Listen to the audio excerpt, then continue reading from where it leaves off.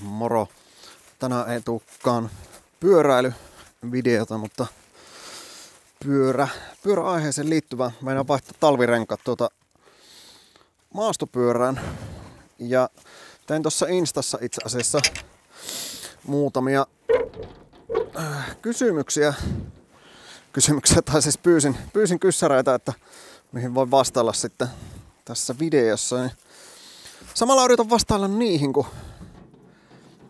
yritän laittaa noin talvirenkaat paikalleen.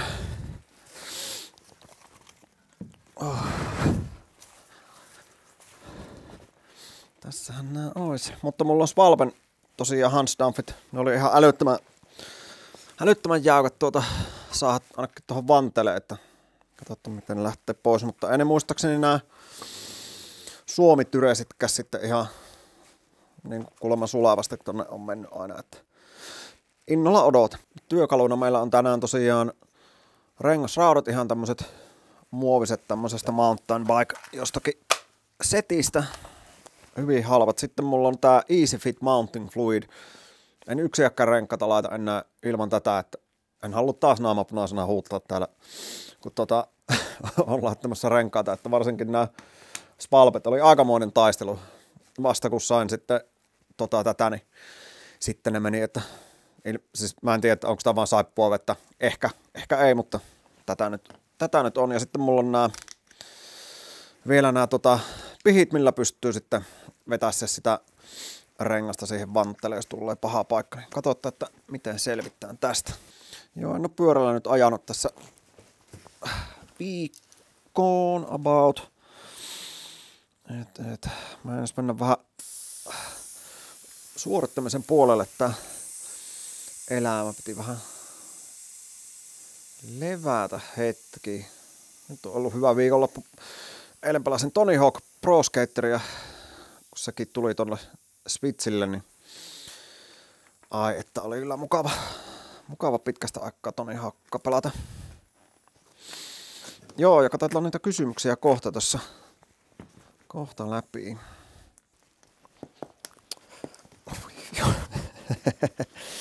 Katsotaan selvittääkö ilman huutamista. Ei joo. Hei nyt kyllä on. Nyt on toivoa näkyvissä. Joo. No ei. Ei se siis sieltä mitenkään yritä. Tää nyt ei ainakaan opetusvideo. Tiedä, tuleeko tästä videota nyt ollenkaan. Siis tää ei niinku. Nyt lähti. Huhhuh. Ai. Joo.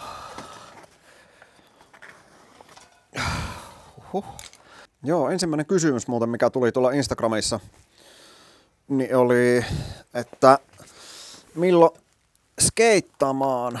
Joo, se on kyllä jäänyt ihan kokonaan pois nuo skeittihommat iteltä, että jotenkin siinä tuli niinku seinä vastaan siinä lajissa sitten, että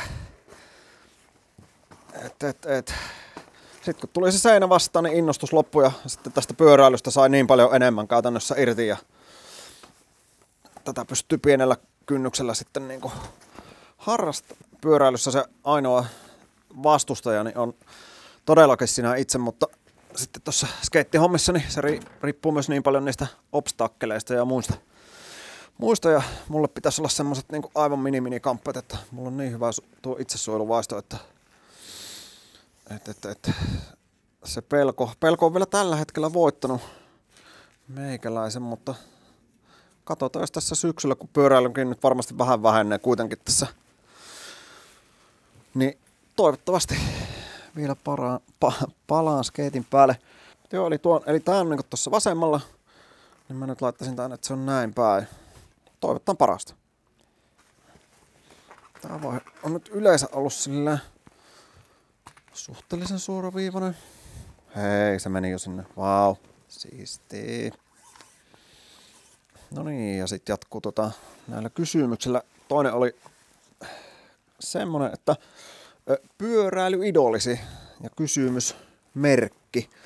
Tää oli aika mielenkiintoinen juttu pohtia, onko mä miettinyt tämmöstä, mutta aiemmin, mutta siis mä nyt vastaan tähän niin, että kyllä aina tää on paikattu, mutta tää sisurikin kerran. Ja vielä tosta venttiilin vierestä. No, jos on pitänyt tähän asti, niin varmasti pitää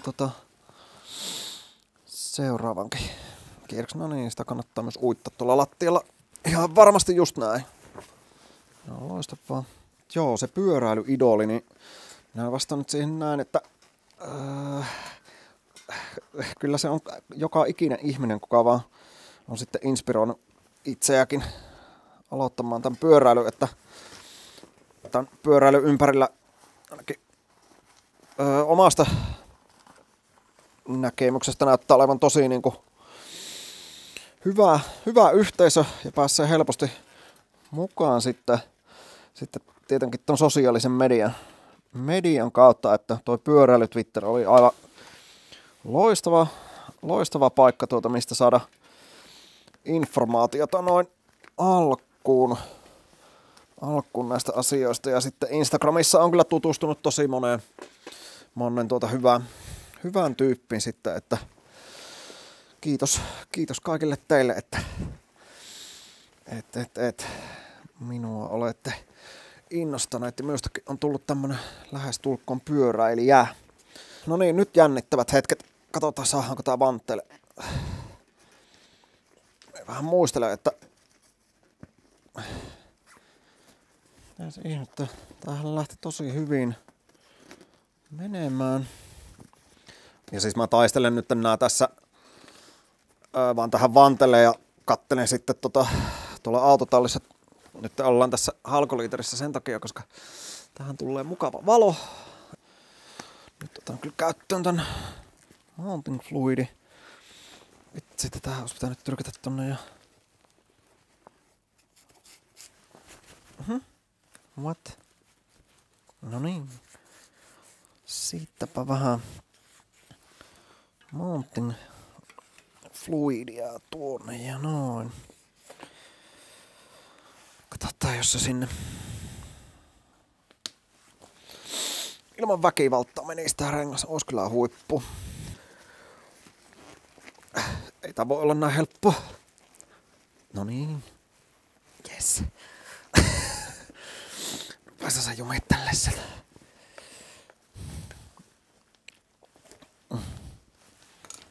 Entäs nyt nää? Hei, tähänhän... Se meni...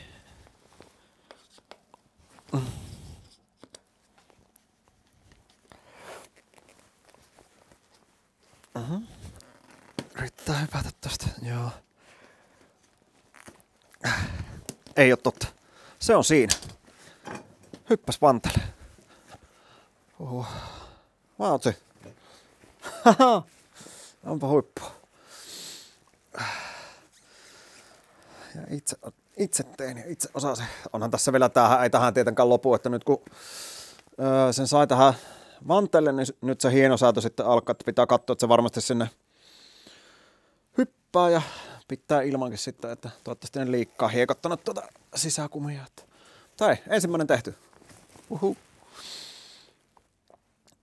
Sitten on että paljon on mennyt pyöräilyyn ja geariin rahaa. Niin mäpä kattelin tossa, nyt joutuu ihan kännykän kanssa tsekkaille tätä vuonna 2022. Eli viime vuonna on ostanut kamppeita Kypärä 30 €, Gore pyöräilypaita 30 €, Craftin bipsit 50 €, Craftin sadetakki oli joko 30 tai 40 €. Ja yleensä mä oon ostanut kaiken niin kuin alennuksella sitten, että on kunnon tarjoushaukka kyllä siinä, että niin toi Craftin sadetakki. Sitten kalleimmat panostukset oli tää North Outdoorin merinokerrasto, että paita 5995, samaten housut 5995 ja sitten ostin vielä noi merinosukat 2495. Sitten toki nämä Haltin Drymax housut, ja mulla on tälläkin hetkellä muuten se merino-kerrosto päällä. Se merino on parasta, mitä maailmassa on. Oikeasti se on aivan mahtava keksintö. Sitten nämä Haltin Drymax housut. Mä en muista mitä nämä maksoi. 80-100 €. En löytänyt kuittia. On todella hyvä hävittää kaiken nopeasti. Niin. Sitten oli nämä Haglöfsin Limb Proof Eco Mid kengät 118 €. Heti kun näin niin tiesin, että nämä on kyllä mun kengät ja onneksi sitten nämä ostin. Nämä on ollut todella hyvät ton kalvon ansiosta ja et käytännössä on ajanut koko viime talven näillä kengillä. Laittanut vaan paksumpaa sukkaa aina sitten alle, että ostin sen verran isot, että näillä pärjää pyörällä. Pohjalliset tosiaan tonne 5 € oli semmoset folio lämpöpohjalliset siis. Sitten Kastelin pyöräilypaita 30 €, semmonen tuli ostettua. Hanskat 39,90. Kevyt untsikka, sen löysin -50%, niin eihän sitä voinut jättää sinne kauppaan. Se oli just mun koko ainut takki, mikä siellä oli. Niin sehän sieltä lähti 100 € oli siis se. Ja sitten pyöräilylippikseen on tullut hommattua 4-60 €. Tästä huomaa, että mulla ei ollut mitään ulkoilukamppeita. Toki mä ulkoilinkin todella vähän. Että sekin on sit siinä, kun mä oon aivan nollista lähtenyt tekemään tätä hommaa, niin sen huomaa tossa ja halusin sitten panostaa. Ja onneksi myös panostin, koska on tullut pyöräiltyä enemmän, on tullut ulkoiltua enemmän, kun nämä kamppeet on kunnossa. Niin sitten se säätila ei niin paljon vaikuta siihen, että mäkin ennen hytisin kylmästä tai sitten lähdin pyörälle ja laitoin aivan liikaa päälle, niin nyt se on käytännössä poistunut ja sitten tulee semmoista niinku, mukavaa ja sitä pystyy tekemään paljon helpommin. Sitten työkalut ja pyörän huoltoon liittyviä tavaroita on tässä 2 vuoden aikana about 200-300 euron paikkeilla tullut ostettua. Kaiken näköistä siis ketjuöljyt, kaikki puhistusaineet ja varaosia ja kaikkea tämmöistä. Ja sitten nämä itse polkupyörät, tosiaan tuo Fixie Inc. pyörä maksoi 370 €, mistä sitten myöhemmin saa vielä korvauksena Bikesteriltä 140 €, koska siinä se pyörän geometria ei pitänyt paikkansa, millä ne sen möi. Top Peak, takaporkkana 6 litraa, 42 €, etulaukku 30 € ja satulalaukku 20 € Aku.de. Ne oli ensimmäiset ostokset, mitä ostin tuohon pyöräilykamppeeksi. Pullotelineitä 2 kappaletta Canyonilta 23,90. Ja sitten tietenkin toi Kona Rove 1700 € oli se. Et se olikin semmoinen ihan mukava panostus kyllä se. Lähtikö tää nyt edes? No niin. Aika tiukkaan tarttunut tuolle reunalle. Sitten vikana kysymyksenä oli toi, kiinnostaako retkipyöräily.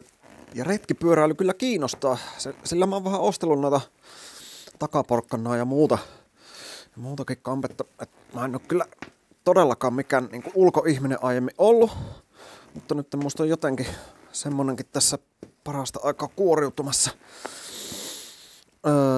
Ja viime kesänä nukuin pitkästä aikaa, tai yritin nukkua siis, olisi vietä yösi ulkona. Mä jaksoin johonkin, olikohan se kello 5 asti yöllä sitten piti luovuttaa. Mun moka oli, että mulla ei ollut korvatulppi ja sitten mä heräsin ihan pienimpäänkin ääneen. Kaikki rasahukset herätti ja sitten pikkusen oli vilpakka itselle, että oli vähän liian vähän, tai pikkusen huono oli ehkä tuo makuupussi, mikä sitten siihen tuli matkaan. Mutta ensi kesänä olisi kyllä tarkoitus retkipyöräilyä harrastaa ja siis niin kuin bikepackingia, mutta sitten toki myös tuommoisia päiväretkiä sitten ja se olisi kyllä kiva, että jos pääsisi tuommoinen vähän pidempiä matkoja ja tää vuosi ei sitten mennyt ihan toivotulla tavalla noitten pyörämatkojen kanssa. Mä ajattelin, että mä nyt ajan satasia ja näin poispäin, mutta en mä nyt sitten ajanutkaan, mutta sekin on ihan fine. Mä oon kuitenkin pyöräillyt enemmän kuin koskaan ennen ikinä, niin se on kyllä todella jees. Tää on kyllä todella hankala kohta taas tässä. Tähän mä teen väärin.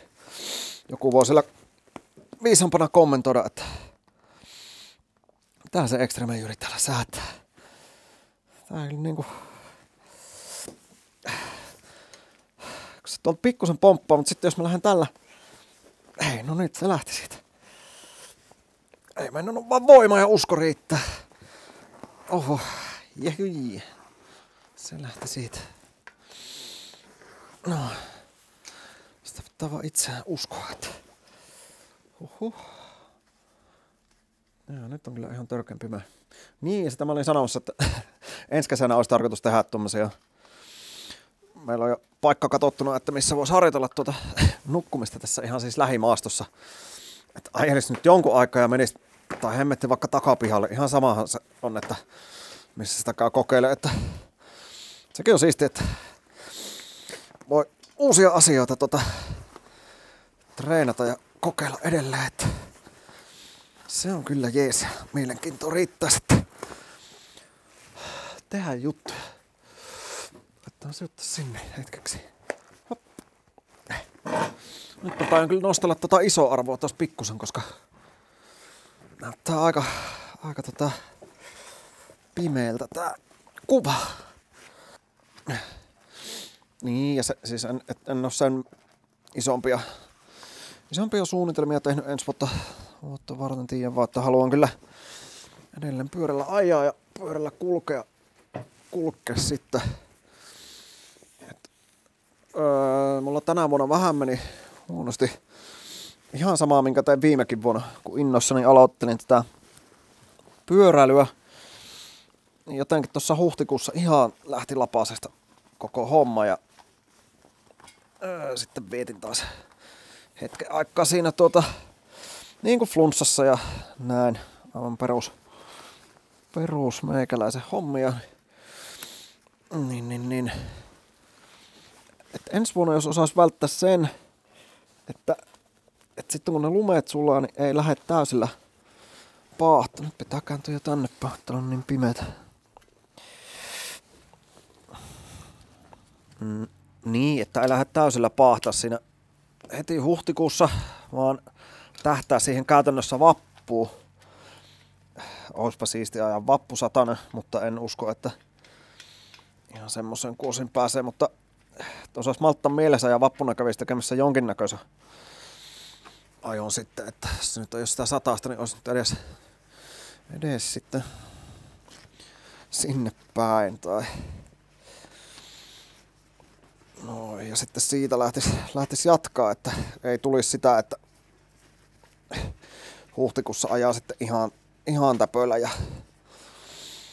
ei niinku osaa malttaa. Mä en venttilin kohtaa haluan jättää viimeiseksi, että se nyt saakkas sitä joutuu aina vähän taistellen. Levitellään tänne tästä tää meidän ihmeainetta. Vielä noista kustannuksista, niin että kyllähän tää on maksanut tää pyöräily ja tai ainakin varsinkin tää pyöräilyn aloittaminen. Mut sitten, että sehän on maksanut itsensä aivan moninkertaisesti takaisin. Että on ihan uskomatonta, että miten paljon mullakin on liikkuminen on kasvanut eksponentiaalisesti siitä, mitä liikuu ennen. Ja mulla on ollut vaikeutena se, että mä en osaa levätä ja sitten kun urheilu, niin on lähtenyt ihan lapasesta. Mutta nyt kun on liikkunut töihin, nyt rupeaa kyllä kädet väsyä töihin, niin sitten ja kun se on ollut viikoittaista, ellei jopa päivittäistä se liikkuminen sillä pyörällä, niin sitä on tullut tasaisesti, niin sitten kappas kuntokin on kasvanut ja varsinkin nyt kun hokasit tonne, että se PK-lenkit on niinku olemassa, että sitähän kannattaa ihmisen todellakin tehdä. Noin. Kyllä mä uskon, että me nyt taistellaan tää tähän. Yes. Mut siis yllättävän pienellä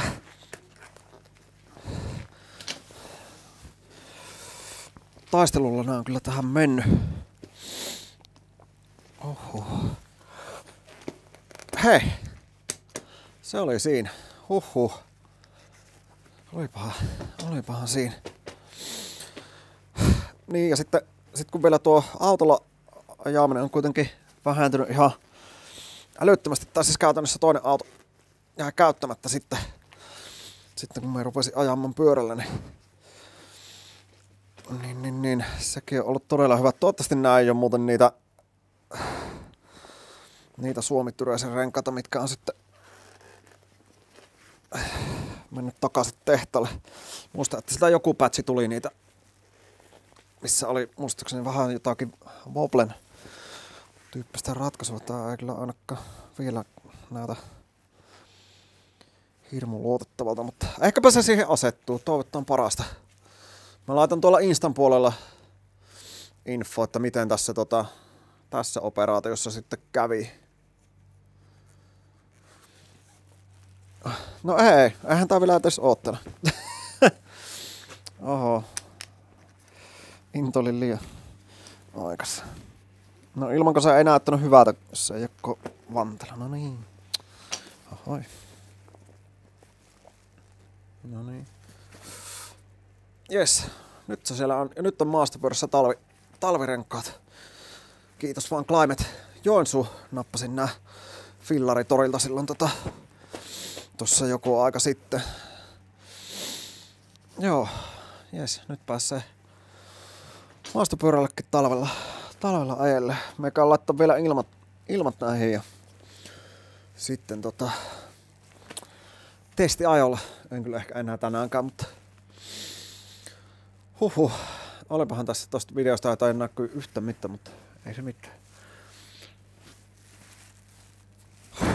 Joo, jos olet katsonut tänne asti historiallisesti toinen video on tänne saatu. Kiitos kun kattelit ja katsotaan ensi kertaa. Moro!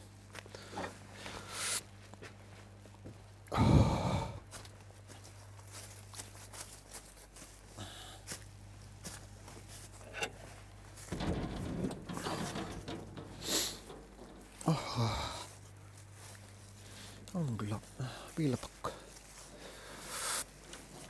Hop. Ai. Milloinkohan se rupes lunta tällä? Ai.